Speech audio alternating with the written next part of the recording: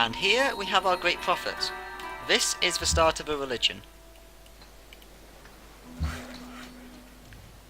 Right, you guys have finished that, good.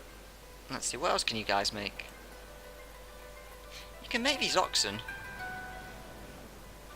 Yeah, that's within free range, let's go make it. Okay, I have no idea where those barbarians came from. Well, it's time to found a religion.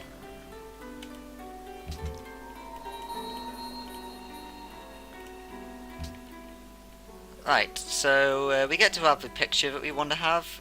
I always kind of like Tangerism, it looks kind of cool. Shinto looks kind of cool as well, Taoism does. That's already been taken, which is weird. Usually the computers don't take that one. I guess Islam's been taken. Yep, Islam's been taken. Let's have a nice little bird. Right, so this, we now get to keep this 10% faster growth rate throughout the entire game. If we had a religion take over our place before we actually got our own religion, we would have absolutely lost this 10% growth rate forever. It would have been gone. But since we managed to find a religion, we get to keep it. So here we get to have some nice little perks. This first one isn't too great. We're going to have 1 extra global happiness for every 2 cities following this religion. Well, happiness isn't an issue for us, like I said, so we can ignore anything that gives us happiness. We can gain science when we spread the religion. We don't really care to spread it though, it's fine. I never really enjoy playing the religion game. I just like to keep it for myself. We get influence for city-states, I don't really care for that. Every 2 cities following, we get some faith. Extra gold for every follower we have, and some culture.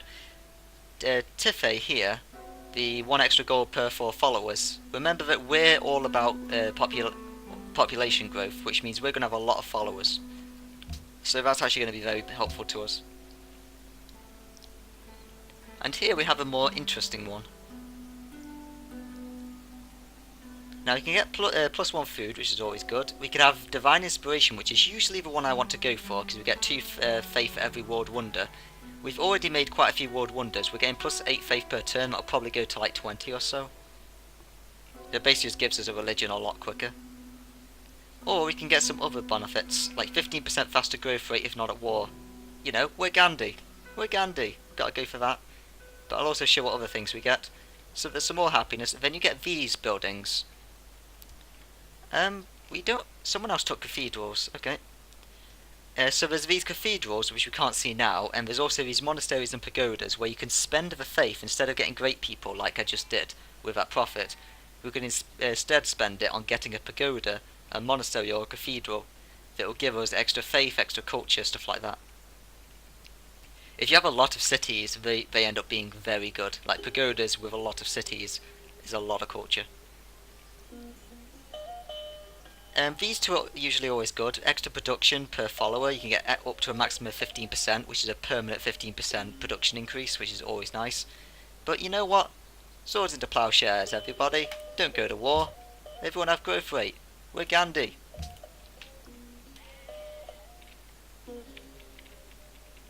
Let's see, what should we call ourselves?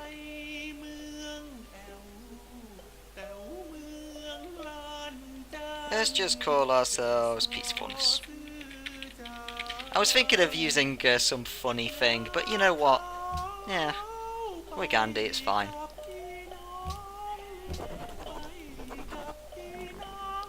I'm not usually a fan of having silly religion names. I know some people like to do it, but I usually like to have one that makes sense. Like mercantism or something like that. I think that if ever a mortal heard the word of God, it would be in a garden at the cool of the day. Right, so that is plus 6 food for our capital city. Our capital city is going to grow like mad. Now we could make the Great Wall right now. And to be honest, I think we should do that, because that's something we really want to get out of the way. Let's see, what else do we have? We don't really have anything here we need to buy. So, let's just go get the Great Wall. What the Great Wall does is that it means that the enemy has to spend 1 extra movement per turn inside our territory. And if you remember that warriors, like this normal troop I had, these guys have 2 movement usually, unless we're going through a forest like this. So that means that every single tile they spend inside our territory, even flat terrain like this, will act like a forest. So basically, if anyone tries to attack us, they will be slowed like 50%. It was absolutely amazing to defend yourself.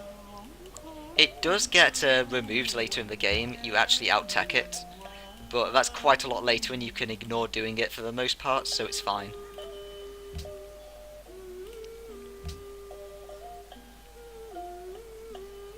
Yep, the Byzantium just made a religion. That's actually interesting because the Byzantium actually get a buff to their religion. It's what they do as sort of like, you know how we have the extra population growth issue thing where we get less unhappiness. Their trait is that Byzantium get an extra belief with their religion.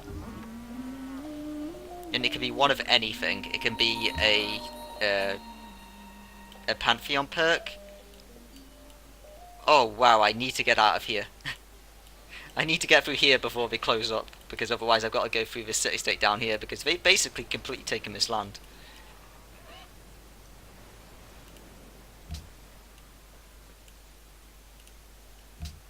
I may as well finish off making that library for the moment, and then we'll swap to a Colossus and hopefully get it.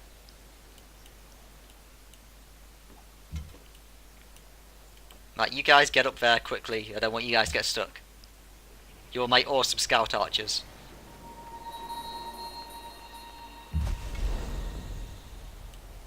Oh, why are you standing there, by the way? Oh yeah, I remember, because I was going to go down here and kill some barbarian camp, wasn't I?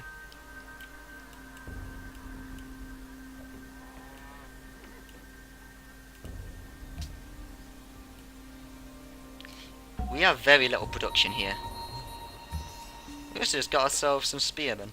Well, let's go to clear this camp. Never mind, it's already cleared.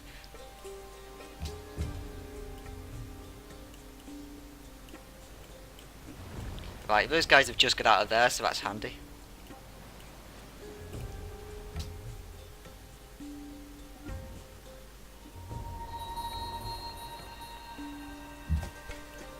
Right, we just lost our friendship status, that's a little bit annoying. Where is this last player?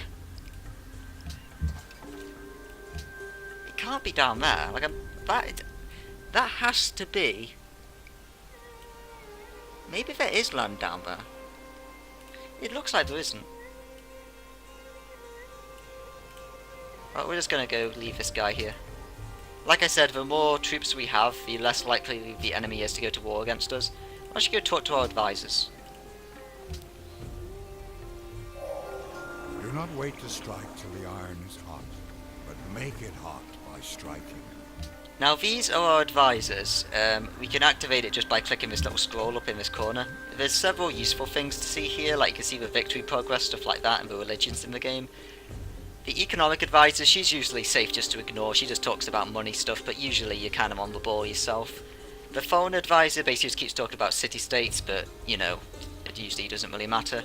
The science guy pretty much never says anything other than, our civilization is producing 25 science with our 14 population. Now that's efficiency. That's basically what he says the entire game. He just changes the numbers and says that's efficient. That guy, you basically just ignore him. Like, I don't even know why he exists, but you know. But this military advisor, he's very helpful. As you see here, they're saying the Ottomans have a smaller army than us. The English have a stronger army than us. The Incans is weaker. German is stronger. Byzantium is around the same. The Huns are around the same. Right. So, the way that the game tells you how much military strength you have isn't exactly, like, accurate.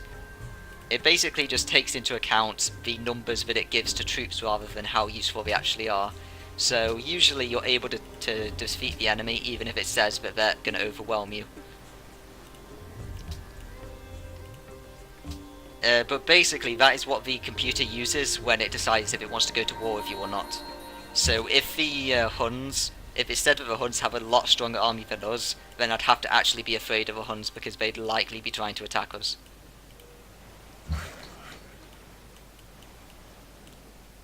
Okay, let's go down here and let's improve these bananas.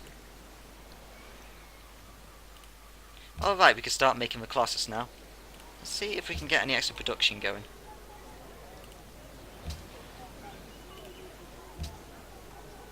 "54 turns is as quick as I'm going to be able to make it."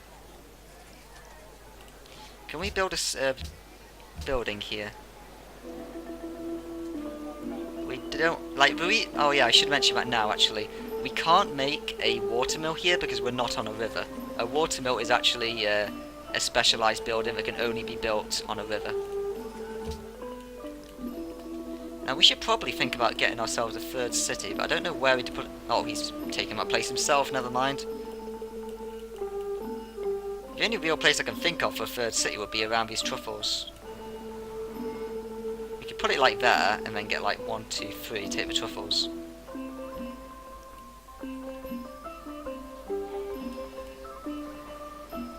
It's kind of a waste, like there's not really much here, but at the same time it's nice to have extra cities. So we may go and do it. Oh yeah, of course we didn't get next to the mountain, did we? Because I chose not to do it. Ah, that's a problem. I was going to make Machu Picchu, but we won't be able to do that now.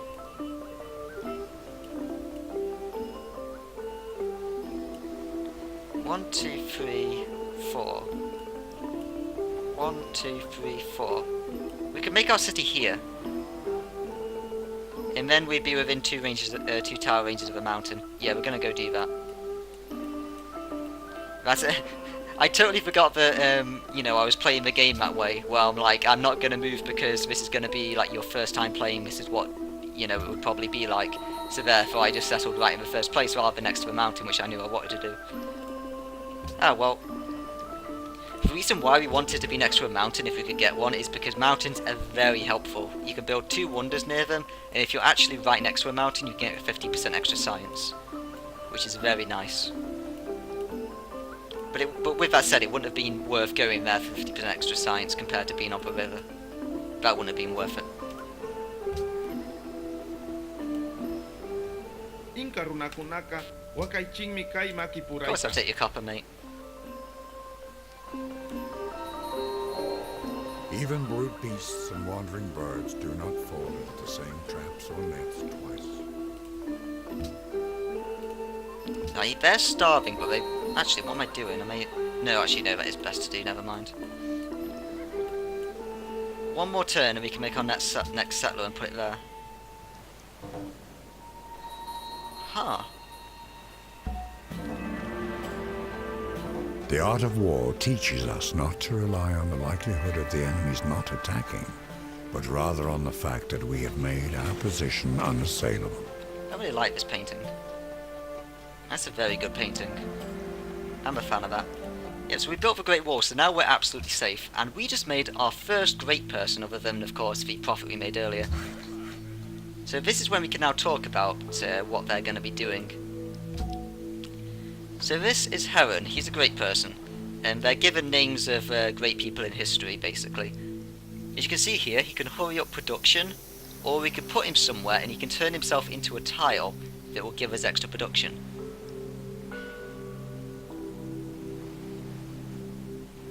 And that's what you want to do. So we're actually going to go put him right here, and then we're going to make use... Actually, let's go put him here. Or maybe here. Let's put him there, because that already has 1 production on it. Now, I would like to get this Writer's Guild, to be honest. We should really be doing that. So this guy will be able to lay down a tile that's going to give us extra production. And the reason why we just got him is because of this, where you see the great people here? He's got 83 out of 200 points towards getting a great scientist at the moment, and we get 1 point per turn with a 25% bonus. The great merchant, we got 31 out of 200, and again plus 1 with a 25% city bonus. And we currently can't see the merchant, the engineer, because we only just made one, so we're going to have to get another one. So the next turn it'll come up and say how many turns we got until that. Now you may be asking how we got these people in the first place, and that's because of these. You see the Great Library? It says you get 1 Great Scientist point, and that's why Great Scientist has 1 point towards it. The Great Wall has 1 Engineer point, And also, Stonehenge and Temple of Artemis also have one great engineer point for each. So that means we have 3 times as quick production of a great engineer than we do the scientist and merchant. And the mausoleum also has the great merchant points, that's how we're getting him.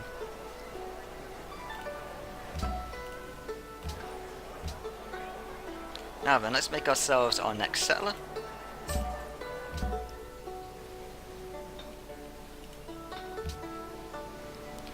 So this Writers Guild... Ilka, kontanu Michael snu, goedje sem to mala. You want some cotton, mate? Okay. You liar.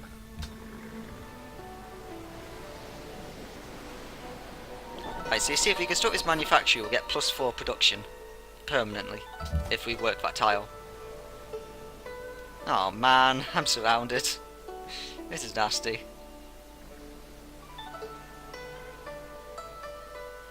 Let's attack the horses.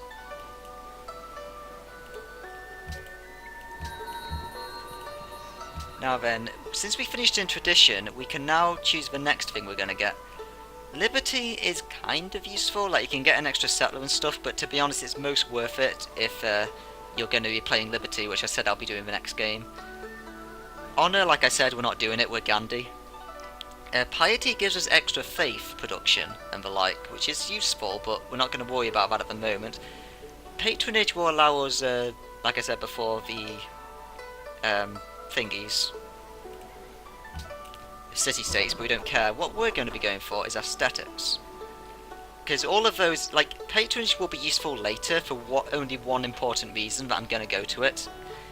Piety will be useful when I get this down here, 25% extra gold, and also some holy sites which we don't have yet will give us extra gold. Like, that will be useful, but it's not worth rushing for. Honour is completely useless to us, as is liberty.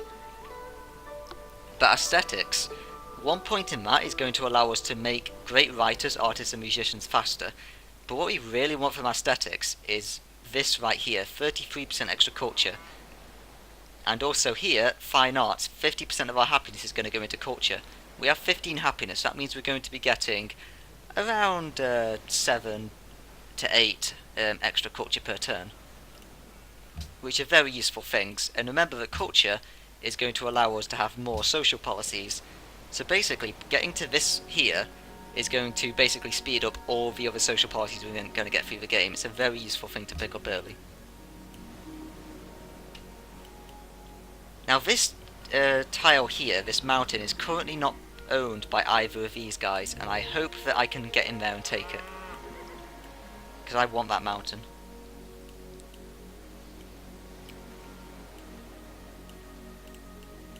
Let's move you along with them just to make sure we don't get surrounded.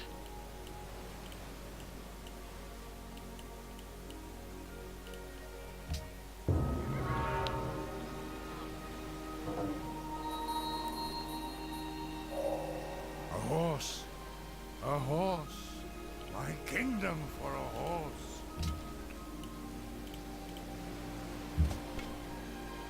Right, let's just heal you up. I don't want you to be surrounded. Why is this iron still not gotten yet? Come on, game. Get me iron.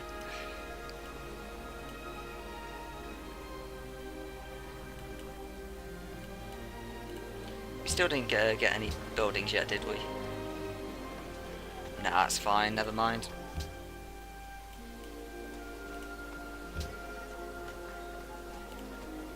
You know what? We may as well try and rush that even more temporarily.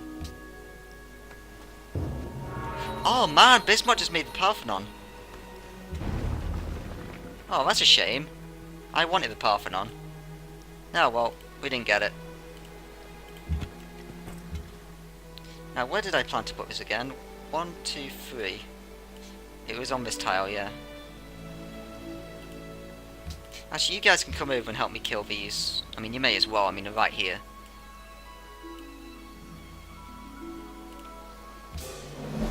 Right, they're under attack by barbarians.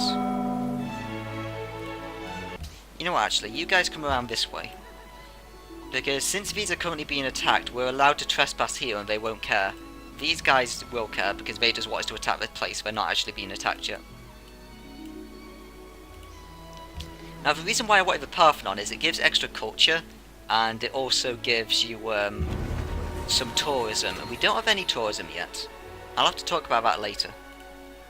So that's a real shame, because the Parthenon, since we're probably going to go for a tourism victory, would have been a great start. But well, we didn't get it. Not the end of the world.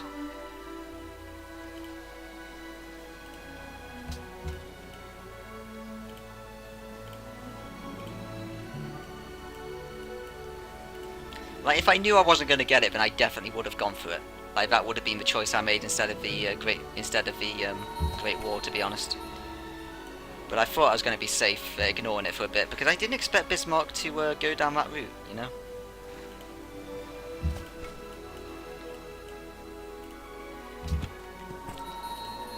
Right, you make a city there. That should be far enough away from Attila for him not to complain. And then quickly buy this mountain before the city-states can grab it, and now I have a mountain range that I can use.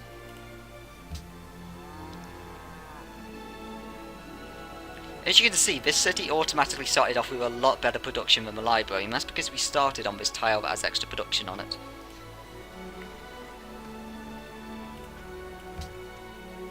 So this place, the population's growing a lot more, but this place is able to build stuff faster. Also, I should mention that now we have the right... Oh, okay, it's put 2 people in it already. Thanks for that, game.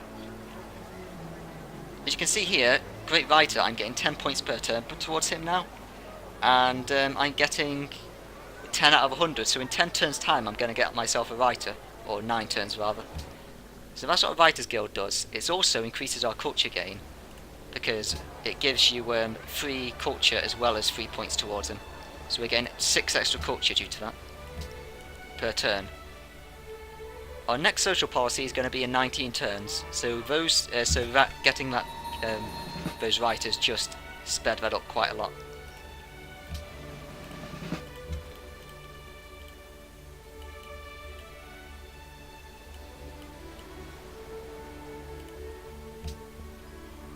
Elizabeth just entered medieval. We're not that far ahead, it has to be said.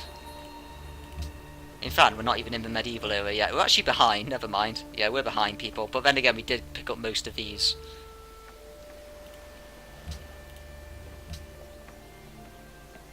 Right, you guys better heal up. I don't want to lose you.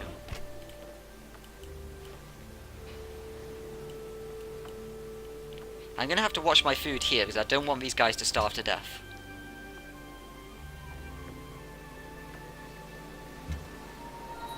Oh man, really? You guys are gonna go kill me? That's not nice. Right, we'll be safe for a bit longer though. You know, we're gonna have to attack them instead, so they try not to attack us back. Sometimes the next turn thing can bug out and not allow you to do it for a while, as if you were still in a fight. It's kind of annoying. Don't know why that happens. Right, you kill them. But we're not bothering to go down there, game. I'm not that invested in the city-states. Okay, yeah, we need to change what we're doing here, otherwise we'll lose the population now.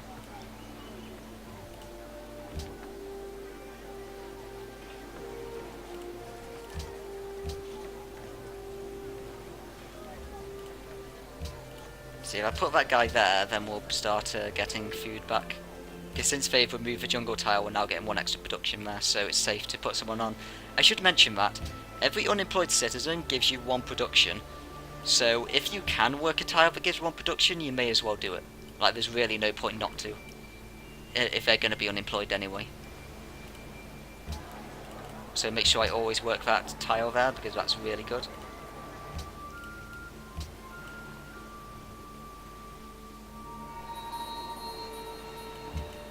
How many turns until I actually make a thingy Colossus? Yeah, it would have been quicker to keep on going here. You know, I should have made that city first, and then I could have made the Colossus, but I made that one instead first because I forgot about the mountain problem. Eesh, I prefer just to kill these guys rather than risk that. There we go, and now we've got 2 allies. Well, 2 friends close to ally status. Yeah, we're kind of behind on science, it has to be said. Science isn't doing too good.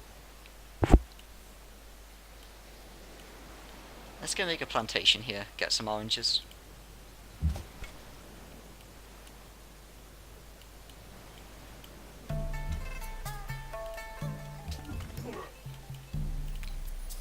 Alright, those guys are far enough away not to worry about at the moment, but we may as well go and kill them. I mean, our spearmen are right here. Yeah, we don't have that high science gain, it has to be said. It's a bit weird, because I'd expect science to be pretty good. I mean, we've got the Great Library. Oh wow, where is this last player? I can't find them.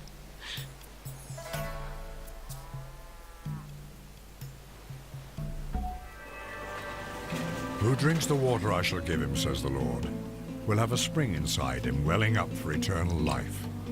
Let him bring me to your holy mountain in the place where you dwell, across the desert and through the mountain to the canyon of the crescent moon. Yeah, that's a quote from Indiana Jones, because why not? And yes, this is a place that they used thingy when they're filming that. Look at this, cool.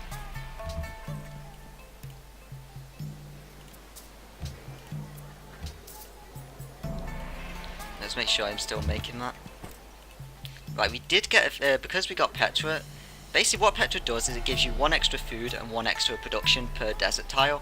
So now this useless tile here is now a lot better. And it also gave us a free trade route with a free caravan, so we may as well make use of that. So let's go trade with someone. Now we could go trade with Bismarck. We would be getting 1 science per turn, he would be getting 3 science per turn. We would be getting 5 gold per turn, he would be getting 1 gold per turn. Or we could go to city-states instead. There's no science gain here, there's just gold, and at the same time we won't be helping the enemy. Because that is what you got to think about here, is that we're giving Bismarck 3 science per turn. And that could go against us, so... There's Singapore. Singapore's up there. I would like to go to Singapore for the extra gold per turn, but there may suddenly be barbarians up there. Like, these guys down here are totally safe now, because I mean, we got 2 cities in the way, so... Let's go... That's you. Does anyone... You want a trade route? How about Mbongo? Okay, Wellington wants a trade route, right, then there's absolutely no question, we're doing a trade route with Wellington. Does this I think this person has the one start I always wish I have on a Pangaea map. I think this person is literally on an island by themselves somewhere. Either that or they're on the other side of a thingy here and I just can't reach him. I have no idea where this last person is. Well, you may as well come back, mate. I mean, you can't do anything else there, because we can't get past his borders.